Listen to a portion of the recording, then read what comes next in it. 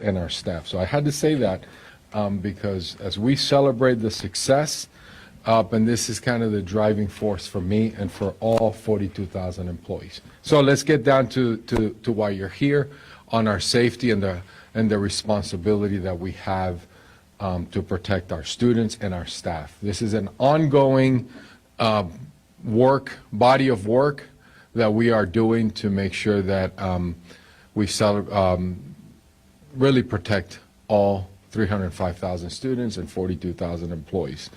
We'll continue to review with you our safety protocols. I could tell you that our facilities team, our technology team, our safety team has already finalized the work at El Dorado. I was with the principal this morning, as I mentioned, at her graduation, and they're doing their final touches with the instant alert, with the camera system, with the single point of entry, and with some of the fencing around to protect our students. And we'll continue to do that. What you have here this afternoon is one of the strategics, is something that we are trying out differently than what's at El Dorado, because what we are looking at is what are the best options for our students and for our staff. And what you will get a demonstration here in the 4 high schools that will be doing that in the pilot. And I'm calling it a pilot because we're trying it during the summer acceleration program. And then we are going to go ahead as a district and put out an RFP for competition. So then we can roll it out as the year comes to make sure that our staff has an alert system. You will also have an update from our facilities, like I mentioned, on where we are. We are moving fast and furious, I would tell you, for 15 schools at a time with a very comprehensive approach. The exciting piece is that we will have the 15 schools in our secondary ready for August 9th, which will be the first day of school. And we will move forward with a comprehensive plan as we roll out to get ready for the year. So I could tell you that the team is working diligently and at a fast pace to welcome our students. Part of the other component that we're adding is professional development for all our administrators, trained by our emergency management, and that they will then pass down the training for our classroom teachers. How do you protect yourself? How do you protect others? And to make sure that we are doing the best to make sure that all are safe. So now I'll turn it over to Mr. Mike Wilson, the Director of Emergency Management. Mr. Wilson.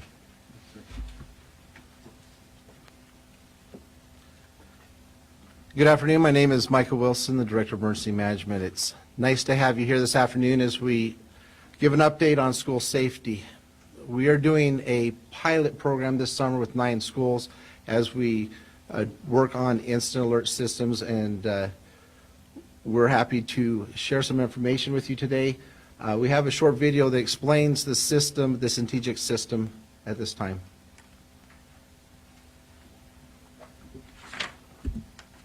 You are the first line of defense in the safety and security of our students and staff.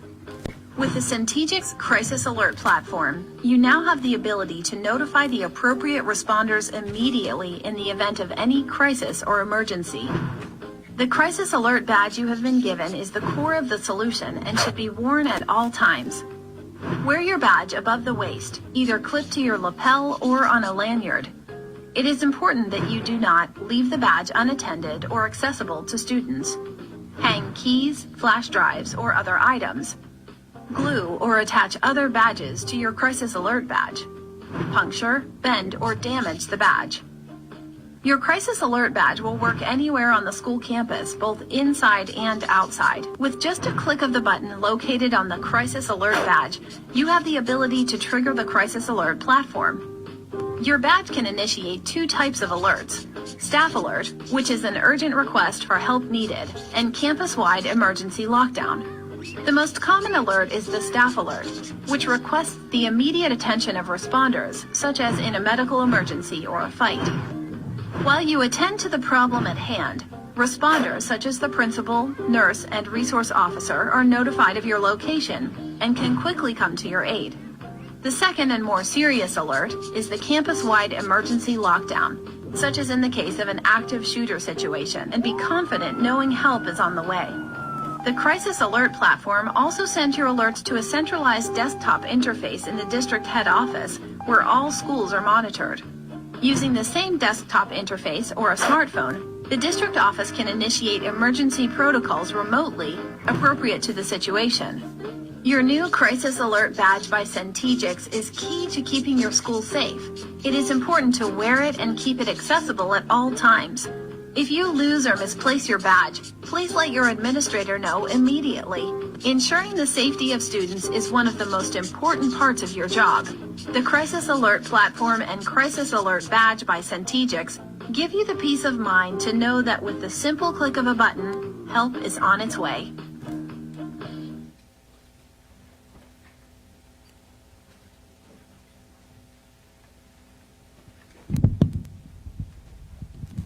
Next, we'll hear from Lieutenant Zink, Clark County School District Police Department.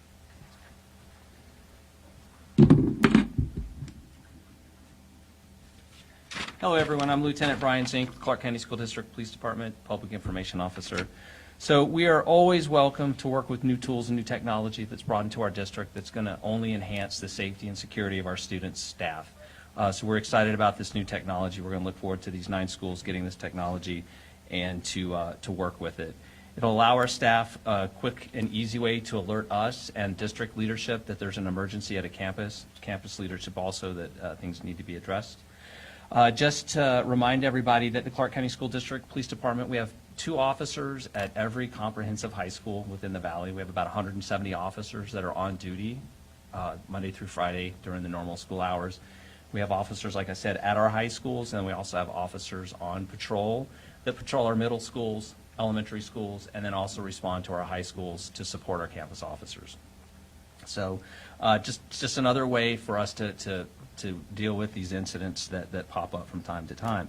Active shooter training, every year our officers go through a very rigorous active assailant, active shooter type training. We also partner with local jurisdictions, that'd be North Las Vegas Police Department, Henderson Police Department, and of course the Metropolitan Police Department, to do dual trainings as individual agency and then partnered up with these departments. I just came from a meeting earlier today, which we had already had planned before today's event, before today's press conference, to start scheduling these events throughout the summer. So this is some training that we constantly do. It's ongoing. Our officers are ready in case an unfortunate event like this would happen. So can't discuss our actual procedures that we do when it comes to active assailant training because we don't want to give out any information that may be used to circumvent the training or the procedures that we have in place, but just so that you know, we do have these procedures and we are ready and we do train constantly. So with that, I'd like to introduce the next speaker, which is going to be a representative from Centegen to come up and explain the technology a little bit better, a little more articulately than I am. Thank you. Thank you so much. My name is Dr. Roderick Sams, and I'm the Chief Development Officer for Centegix, and we are indeed honored to be a part of the pilot program with Clark County School District. One of the things that we always like to say with any of our partners is that we work with you diligently in one main key area, and that is supporting the most safe and secure learning environment possible. And so we're excited that this is something that we can bring to the district. We look forward to working with the leadership and figuring out the best ways and the best approaches to provide that safe and orderly learning environment, and we continue to let that be our mission. And so one of the things that you'll get a chance to see today is a live demonstration of how part of our system works. We also have some materials that are up here for review, and please allow yourselves to be able to use those and look at those at your leisure. But again, we do thank the district, thank the leadership, Dr. Jar and his team, for everything that they've done so far, and look forward to a successful partnership.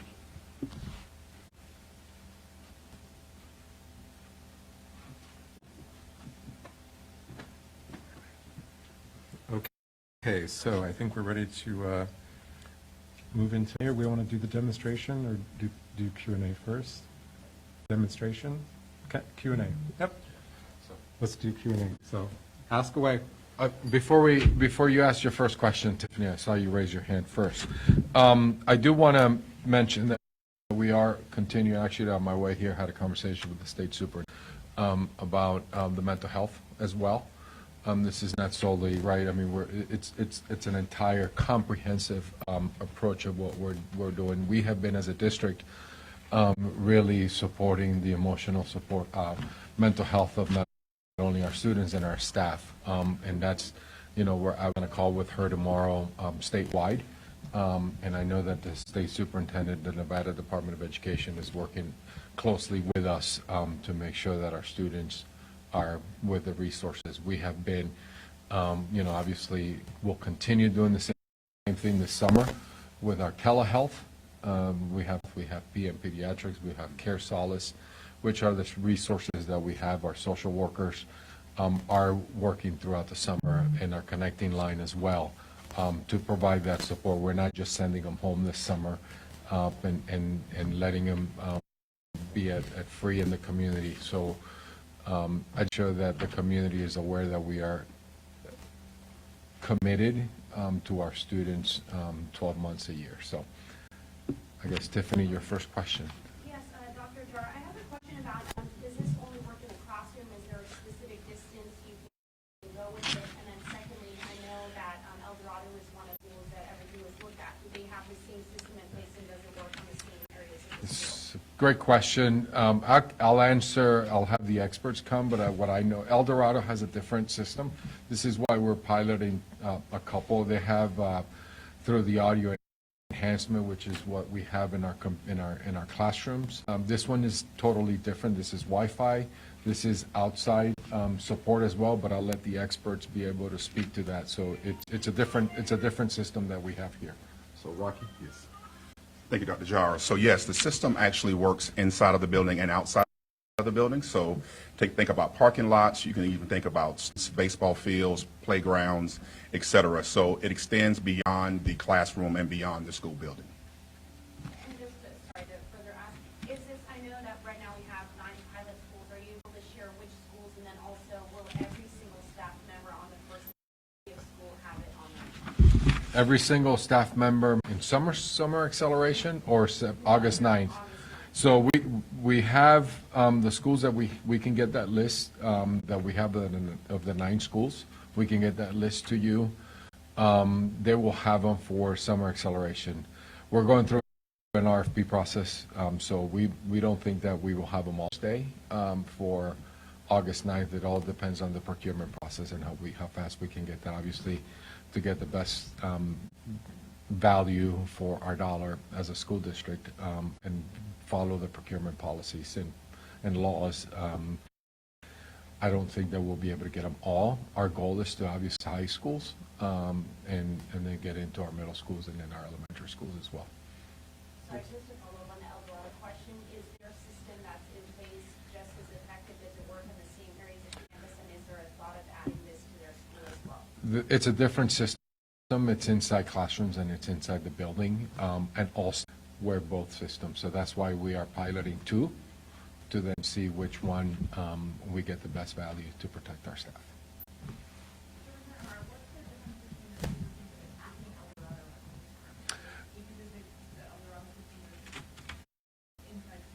It is. Yeah, it's like, I'll have you answer the technical questions. Let the experts do that. I know what they are, but I'll let the experts answer. There are 2 different types of systems. The audio enhancement system, currently classrooms have audio enhancement, so that way students who have difficulty listening. So it's using a system and then adding a safety portion to it, where this one is a different system than the audio enhancement. Can you elaborate on what the safety portion enhancement is? So I don't want to get into specifics of exactly how they both work, but both of them are instant alert systems that the teacher is able to call for help. We've heard from some teachers who have said that some of those enhancements, they're worried about staffing to respond to, I believe what you're talking about, the system. Can you talk a little bit about what the district might be considering, like, to make sure that there's appropriate staffing to respond to, specifically the department? Correct. safety teams? Correct, yes. We got school safety teams that will be responding to both of them. Also, law enforcement is also a piece of that as far as responding to any type of alert, incident alert going off. Can you let her know where the system is going to, so who's getting? Right. the So, safety teams? so we have the safety teams, so you have multiple people who are receiving the alerts. They're receiving it through different systems, such as through the phone. Some of you'll see in a little bit, some use an app system and the phone system. Also, school batches receiving the alerts also. So that way they can send an officer to provide assistance at the same time. The school safety team? The school safety team so different schools, so you have your school principal, you have their administrators, and you have identified individuals that will be responding to that in each school, because sometimes it might be a large high school, comprehensive high school that has multiple people versus a smaller school that would have, the administrator and some other people. But when they do their emergency operations plan, they identify an incident management team of who will be responding to the emergencies. For your Jim Chief for Las Vegas News Journal. Can you go into the plan about educating staff about this system and complexity? Teachers have 100 things to worry about. This is now 101. Yes, teachers do have a lot. My wife is a teacher. My daughter's a kindergarten teacher, so I understand. So what we've tried to do is we're testing all the systems, both the audio enhancement system, also this system. At the end of the pilot program, we're going to have an assessment to see which one, to receive feedback from both teachers, administrators, staff, everyone who's been part of this, to say, okay, what went well, what didn't go well. And as we've looked at programs, we've tried to make select ones that are as simple and easy to use. So, let me, because I think I know where you're getting to on the, I would say the training, right? I mean, obviously, when we're talking about the training that we're expecting, all principals will go through the training. Not only very simple protocols, not getting into the details, but what happens if there's a fight in a classroom, right? What is your responsibility? What do you do? Who do you call? This is an extra layer, because if you recall, and I know our CIO is here, we already instant alert on the phones, and we have them in the walls. This is now on the person for every employee, not just the teacher. The audio enhancement is also for every employee. So it's just the protocols that you go through. It'll be at the beginning of the school year as we do procedures. I have faith that our principals are doing that. It's just making sure that we document and that we have it. And as we're onboarding teachers and employees throughout the school year, we go through very simple protocols. It is something else that we have to add, but it's unfortunate. I don't want to say it's unfortunate. It's the right. We've always had that, and I think it's part of our opening school day procedures. And Dr. Dura,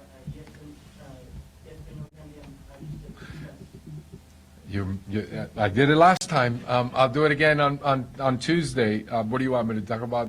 The whole thing in Spanish? So,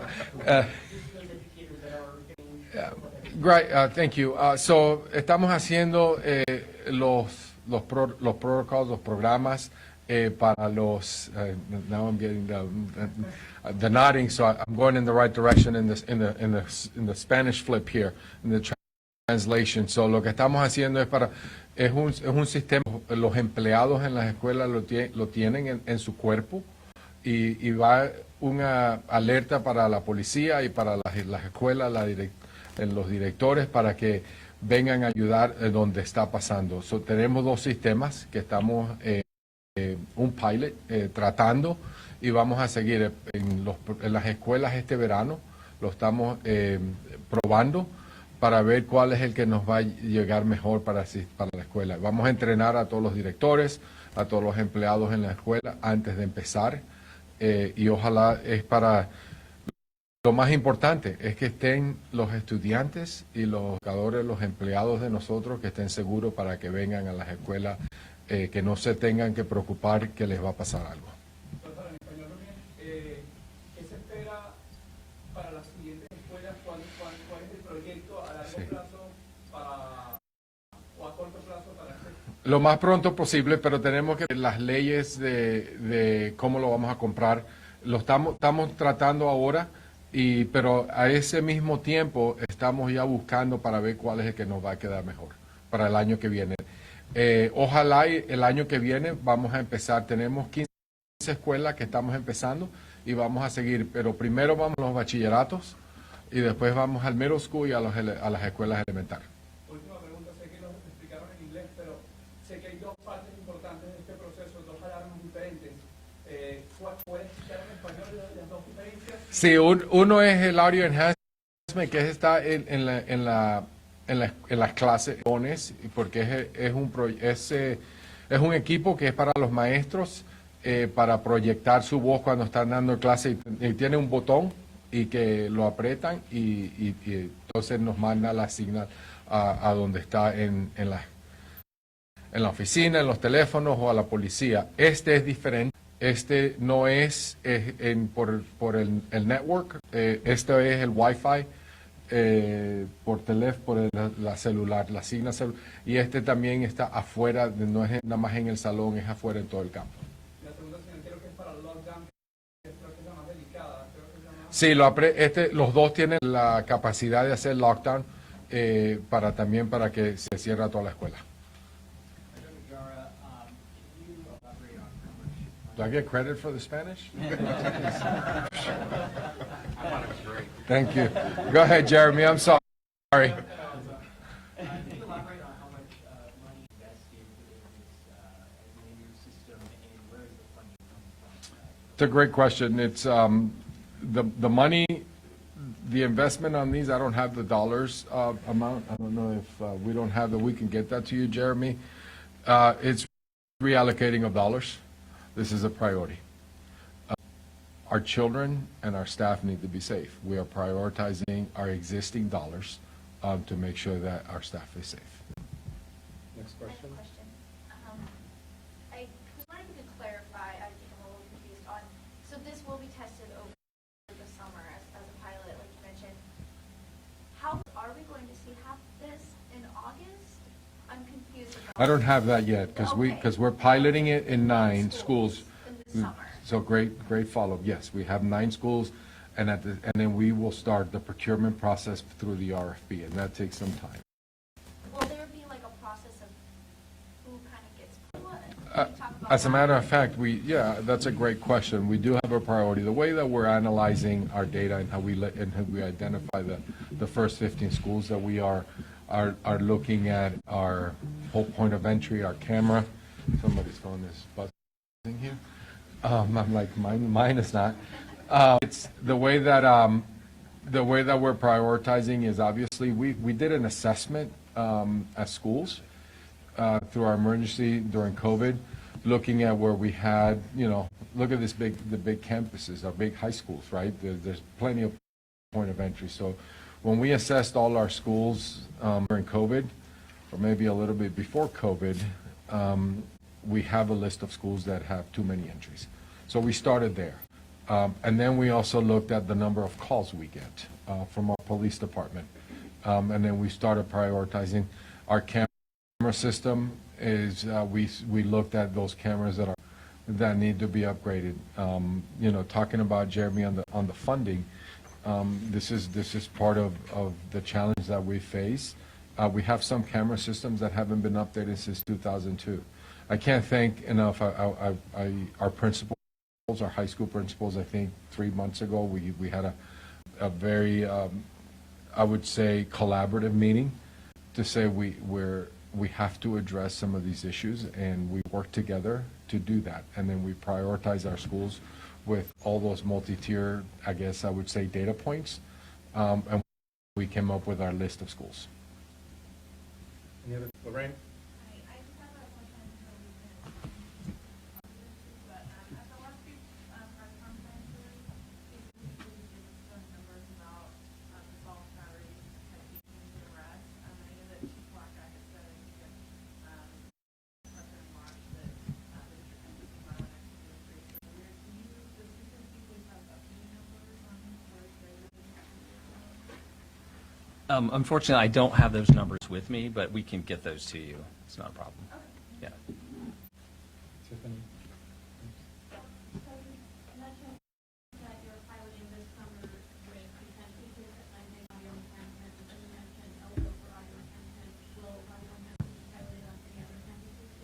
Not at this point, because we have the system there, so we're going to pilot it here with these nights. And will St. Peter's also be piloted there, or is it in here? No. Yeah, I have a question. For the purchasing agreement, it showed the audio enhancement for $8 million. Was that all spent on El Dorado, or is it being safe to use the audio enhancement on other schools? Mark? Good afternoon. My name is Mark Campbell. I'm the interim chief of facilities. Brief answer to your question is the board item allow the school district to spend up to that amount of money with audio enhancement across the board for pieces and parts that we might use for the existing audio enhancement system at all schools. So it does not tie to just the project at El Dorado. And just a further question on the camera systems, is there somebody monitoring, so it's kind of a preventative, just after the fact, you can go see the video, and how long is it stored in the system? I can answer that question unless you want to. Go ahead. Okay, so both, I guess the answer to your question is both. The cameras are monitored, but primarily when they are used, and I would look for backup from our law enforcement team, but most of the time when they are looked at from an evidence perspective. And so we hope that them being there allows us to minimize negative actions from happening in the first place. Is that something that each school is monitoring? I mean, is there somebody sitting and watching as everything is happening, or is it something at the district level? Is there somebody? The cameras are accessible by the administration of every school, so they do have access to their cameras. It would depend on the school how they operate that, utilize that system, but generally speaking, I believe they do look at that system on a regular basis, especially at important times of the day. Also, one thing, superintendent mentioned moving around some funds to pay for just a pilot, correct? I just want to clarify that. And would that be coming out of general fund, or would that be coming out of something? Yeah, we're not, we're using general fund for this work. And the maintenance and the facility, all that's coming out of the operating dollars. And if the district decided, after they did the RFP process, when, and they did decide to go with this strategic product, could it be adopted and begin phasing in as soon as August 9th, or would it still be a little later? I'd have to go back on the procurement. I mean, it takes some time. I'm not the procurement expert, but I'm going to tell you if we do decide, what I know, but I'll turn over to the folks that are working with Centegix, is that one of the benefits is that they can load up a school within 2-3 days. So it'll help us be able to upload quickly.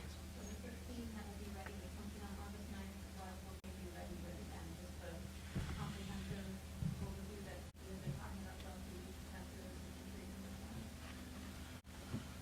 So the question is, where are they at in the process? Right, what have you done now, if you're going back into 15 schools, and that, like, that 15 will be all up to speed, the first day of school, so what will they be up to speed with? So what Facility. Yeah. So as far as the incident alerts with the pilot, those schools, we have 4 of them that are in place right now, with the 5 coming online next week, beginning next week with staff training next week. So as far as the Centegix system, we've been working with staff and getting them trained and administrators. We hope to have that up by the beginning of next week. The 15 schools with the projects and everything else. Mark, where are we with timeline with that? August 9th. That would be things like the cameras and sensing the entry, so. Yes. Yes. And will every adult staffer serve in the pilot school? Yes. Yeah, one quick one for Centegix. Are you currently in any other school districts in the country? If you can just give a little brief information on how that's going. Sure, yes, we're in several districts throughout the country. Primarily, we've worked with larger districts, such as Clark County School District. And so we're excited about the work that we've done with them, and we can provide additional information if necessary. Has there been any issues with rebellious kids getting their hands on it and initiating a lockdown, or is there any prevention on that, or is it just Interesting enough, we really haven't had any reports of students getting a hold of badges and things of that nature. The great thing about it is that if that does happen, badges can be disabled quickly, and so that prevents a lot of students from being able to initiate lockdowns inappropriately. Thank you. And then you sending them out or press sending them down so far in the pilot for the first few days? No. Okay, thank you, everybody. Just one thing I want to point out is that this is one more tool that we're using to secure our schools and facilities. It's not the only tool. We have all of the other things that this mentioned. This is a layering effect to make sure that our schools are as safe and secure as possible for our students and staff. So with that, we will move to the demonstration. We'll give everybody a minute to set up.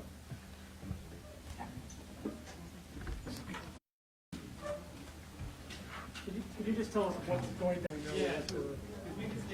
So there's a strobe in the middle of the room. When it's activated, that's the signal that happens in every classroom